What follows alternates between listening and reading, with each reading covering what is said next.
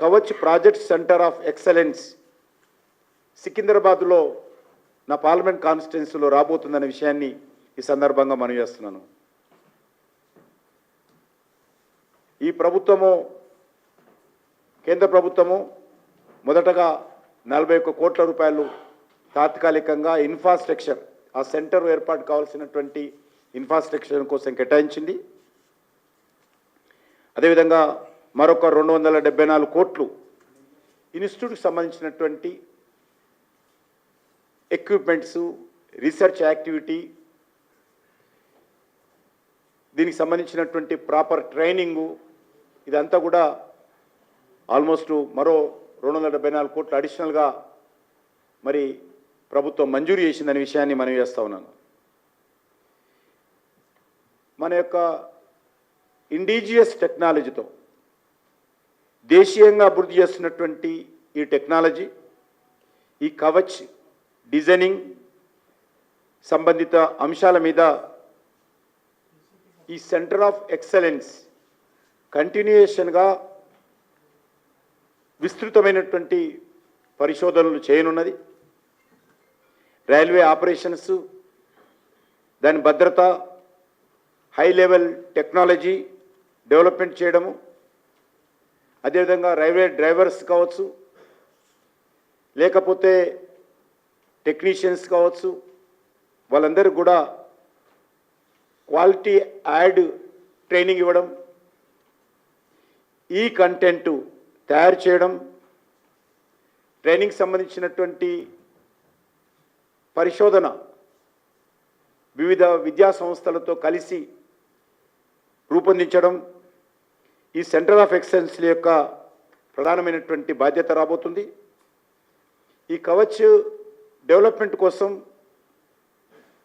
చిన్న చిన్న కంపెనీలకు అనుమతులు ఇచ్చేటువంటి కార్యక్రమం మొదలుపెడితే కంట్రోలింగ్ స్పెసిఫికేషన్స్ వరకు కూడా research, design and standard organization ఇదే పర్యవేక్షిస్తుంది.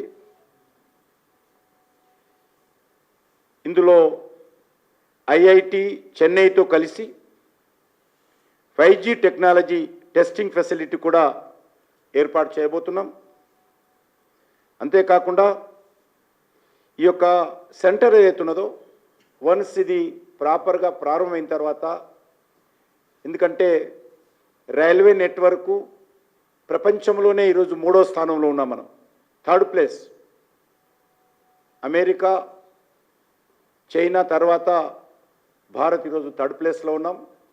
కాబట్టి అలాంటి 3rd ప్లేస్లో ఉన్నటువంటి రైల్వే రానున్న రోజుల్లో పూర్తి స్థాయిలో యాక్సిడెంట్లో 0 ఉండాలనేటువంటి లక్ష్యంతో కవచ్ సంబంధించినటువంటి పరిశోధన యాక్టివిటీ మరింత పెద్ద ఎత్తున పెంచేటువంటి ప్రయత్నము భారత ప్రభుత్వము మరి మోడీ గారి ఆదేశాలతో ముందుకెళ్తా ఉంది.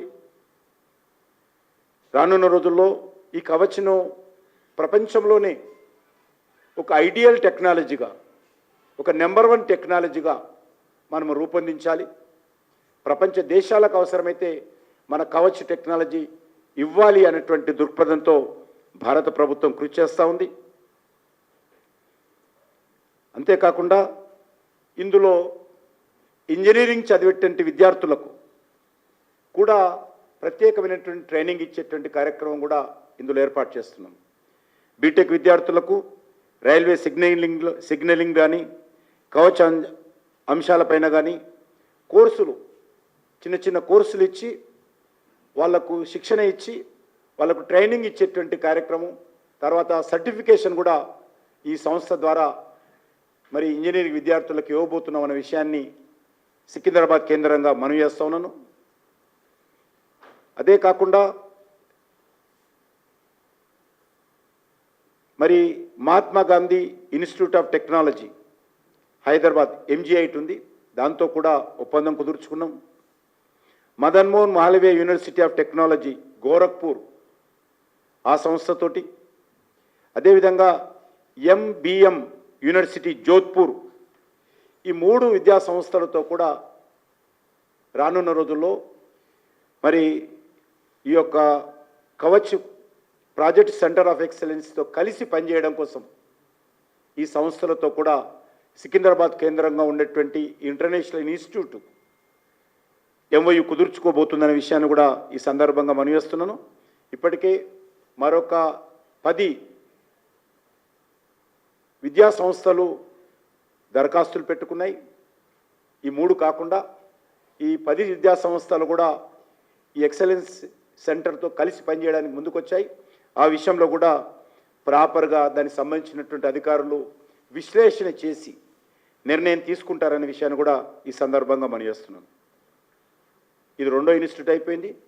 3rd institute national skill training institute. దీన్ని గతంలో ఉన్నటువంటి విషయం మీకు అందరికీ తెలుసు.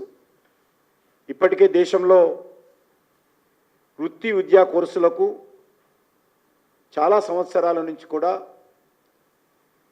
మరి కావాల్సినటువంటి ట్రైనింగ్కు ఐటీఐలు వెన్నెముకలాగా పనిచేస్తూ ఉన్నాయి.